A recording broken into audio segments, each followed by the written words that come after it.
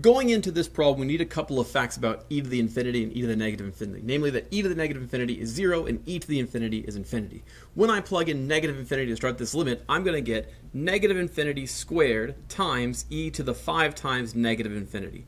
To simplify this a little bit, negative infinity squared, that's just infinity.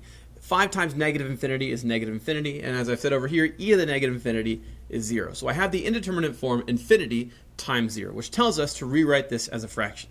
There's two ways to do that. I could either move the x squared into the denominator, making this e to the 5x over 1 over x squared, or I could say x squared over 1 over e to the 5x. This one is going to be preferred in this situation. We don't want to move the x here. We'd rather move the e to the 5x. And when I do that, 1 over e to the 5x can actually be rewritten as x squared over e to the negative 5x. So now I can take the limit as x goes to negative infinity. When I plug negative infinity in this time, I get negative infinity squared, which is infinity. And negative 5 times negative infinity is positive infinity.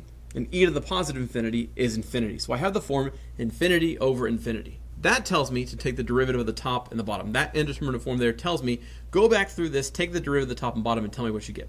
When I do that, I get 2x over negative 5 e to the negative 5x, and I'm going to take the limit as x goes to negative infinity again. When I do this, I get negative infinity in the numerator. I get negative infinity in the denominator. So I once again have the indeterminate form infinity over infinity. So now what do? Well, I take the derivative of the top and bottom one more time. That's going to give me limit as x approaches negative infinity of derivative of 2x is 2. The derivative of negative 5 e to the negative 5x is positive 25 e to the negative 5x. And when I plug in negative infinity this time, I get 2 over e to the infinity is infinity, as I've said before, times 25 would just be infinity.